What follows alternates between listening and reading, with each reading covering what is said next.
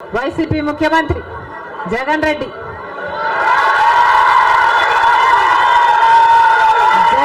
గారు చేసిన అప్పులు 3 లక్షల కోట్లకు పైని. మొత్తంగా ఈరోజు అప్పులు 6.5 లక్షల కోట్లు. రాష్ట్రానికి చెందిన అప్పులు, కార్పొరేషన్లకు చెందిన లోన్లు చెల్లించాల్సినవన్నీ కలుపుకుంటే 10 లక్షల కోట్ల అప్పుల భారం ఆంధ్ర రాష్ట్రం మీద ఉంది. మరి ఇంత అప్పులు చేశారే, ఇన్ని డబ్బులు తెచ్చారే, మరి రాష్ట్రంలో ఏదైనా అభివృద్ధి జరిగిందా అని భూతద్దం పెట్టి చూసినా ఎక్కడా కనిపించదు. రాజధాని ఉందా? రాజధాని కట్టగలిగారా? రాజధాని కట్టడానికి డబ్బులు లేవు. కనీసం ఒక మెట్రో అయినా ఉందా? ఆంధ్ర రాష్ట్రంలో ఒక్క మెట్రో అయినా ఉందా? విజయవాడలో కనీసం ఒక్క మెట్రో అయినా ఉందా? ఎక్కడా లేదు, కనిపించదు. 10 సంవత్సరాలలో కనీసం 10 కొత్త పెద్ద పరిశ్రమలైనా వచ్చినాయా? రాలేదు. పరిశ్రమలు వస్తే మన బిడ్డలకు ఉద్యోగాలు వచ్చేవి. వచ్చినాయా మన బిడ్డలకు ఉద్యోగాలు? రాలేదు. కనీసం రోడ్లు వేసుకోవడానికి కూడా డబ్బులు లేవు ఆంధ్ర రాష్ట్రంలో. కనీసం ప్రభుత్వ ఉద్యోగస్తులకు జీతాలైనా సమయానికి ఇస్తున్నారా? దానికైనా డబ్బులున్నాయా? దానికి కూడా డబ్బులు లేవు. దేనికి డబ్బులు లేవు. అభివృద్ధి జరగలేదు. కానీ దళితుల మీద జరిగే దాడులు మాత్రం 100కు 100% పెరిగాయి. ఎక్కడ చూసినా ఇసుక మాఫియా, ఎక్కడ చూసినా లిక్కర్ మాఫియా, ఎక్కడ చూసినా మైనింగ్ మాఫియా, ఎక్కడ చూసినా దోచుకోవడం, దాచుకోవడం. ఇంతకంటే ఏం జరిగింది? 10 సంవత్సరాలు అయింది మన రాష్ట్రం ఏర్పడి.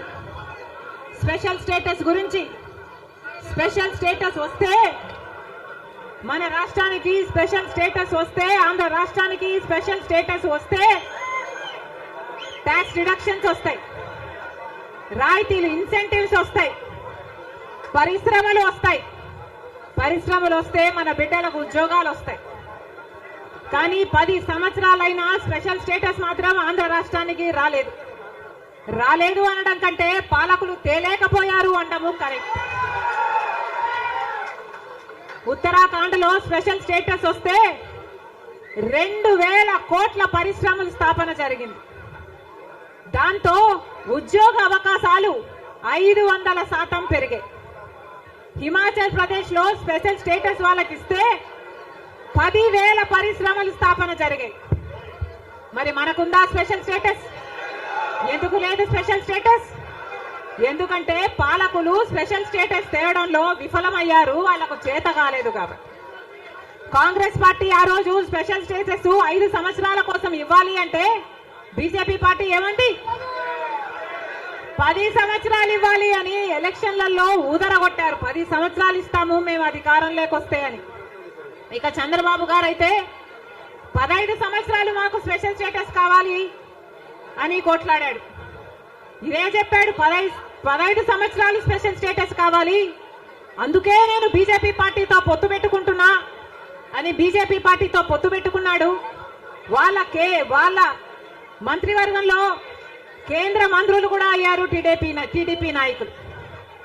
ముఖ్యమంత్రి అయిన తర్వాత స్పెషల్ స్టేటస్ కోసం చంద్రబాబు గారు ఎప్పుడైనా ఒక్కటైనా నిజమైన ఉద్యమం చేశారా అంటే చేయలేదు.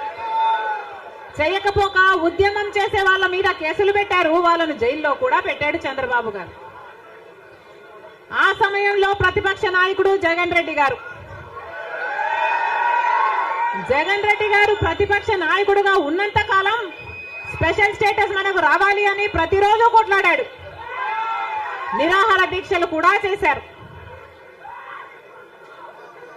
ప్రతిపక్షంలో ఉండగా అవిశ్వాస తీర్మానం ప్రతిపక్షంలో ఉండగా ఏమా ప్రభుత్వం వాళ్ళు ఎవరైనా ఉన్నారు ఇక్కడ? ప్రతిపక్షంలో ఉండగా జగన్ రెడ్డి గారు చెప్పిన మాట, మేము అవిశ్వాస తీర్మానం ప్రవేశపెడతాము, తెలుగుదేశం పార్టీ ఎంపీలు అందరూ కూడా మద్దతు ఇవ్వండి, మూకుమ్మడి రాజీనామాలు చేస్తే స్పెషల్ స్టేటస్ ఎందుకు రాదో చూస్తారన్నాడు జగన్ రెడ్డి. ఆఖరికి జగన్ రెడ్డి గారు ముఖ్యమంత్రి అయిన తర్వాత ఒక్కసారైనా ఒక్కటైనా నిజమైన ఉద్యమం చేశాడా స్పెషల్ స్టేటస్ కోసం?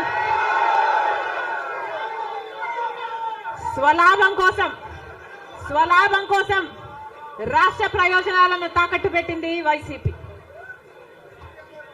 ఈ రోజు మనకు స్పెషల్ స్టేటస్ లేదు కదా, కనీసం ఒక ప్యాకేజ్ కూడా లేదు.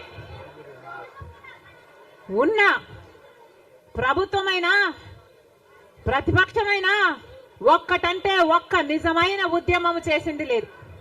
ఈ రోజు మనకు స్పెషల్ స్టేటస్ లేదు అంటే ఆ పాపం ముమ్మాటికి చంద్రబాబు గారిది, ముమ్మాటికి జగన్ రెడ్డి గారిది. స్వలాభం కోసం ఇద్దరు ప్రజల ప్రయోజనాలను తాకెట్టు పెట్టారు. గుర్తుందా?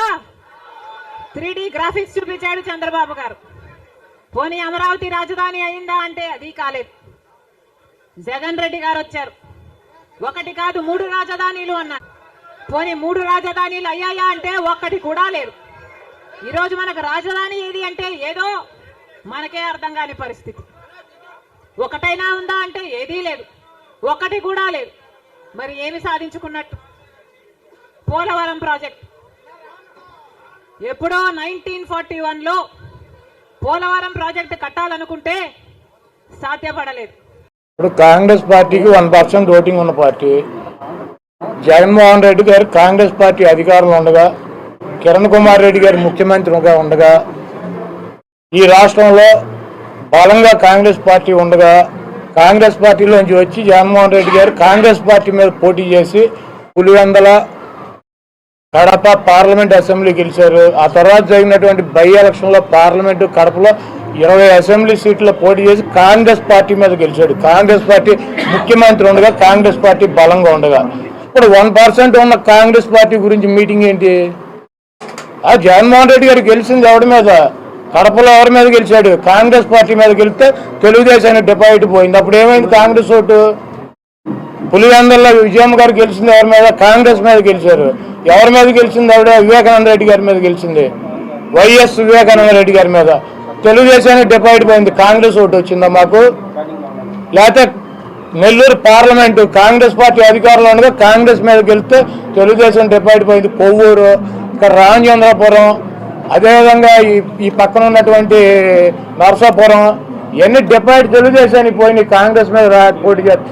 ఈ రాష్ట్రంలో మొన్న 2014-19 ఎన్నికల్లో జనసేన గెలిచింది నరసాపురం, అక్కడ రాజోళ్ళు. 3వ ప్లేస్ ఎవడు? టీడీపీ. నరసాపురంలో 2వ ప్లేస్లోకి జనసేన వస్తే టీడీపీ 3వ ప్లేస్. భీమవరం, గాజువాకలో పవన్ కళ్యాణ్ 2వ ప్లేస్కి వస్తే 3వ ప్లేస్ డిపాజిట్. ఈ రాష్ట్రంలో ఏ పార్టీ పుట్టినది, కాంగ్రెస్ కావచ్చు, బీజేపీ కావచ్చు, జనసేన కావచ్చు, ఏ పార్టీ అయినా బలంగా ఫైట్ ఇస్తే 3వ ప్లేస్లోకి వెళ్ళే ముష్టిగాడు చంద్రబాబు. డిపాజిట్లు పోగొట్టుకునే వెధవ చంద్రబాబు. కాబట్టి ఎన్ని పార్టీలు వచ్చినా 4 ఓట్లు ఒక్కో పార్టీకి పోతే వీడికి కూడా 4 మిగులుతాయి. కాబట్టి వెళ్ళి మీరు చంద్రబాబు అడగండి, సాయంత్రం వస్తాడు. బాబు కాంగ్రెస్ పార్టీకి అధ్యక్షురాలు మారారు, మనం 3లో ఉంటామా 2లో ఉంటామా, డిపాజిట్లు పోతాయని వెళ్ళి ఆయన అడగండి.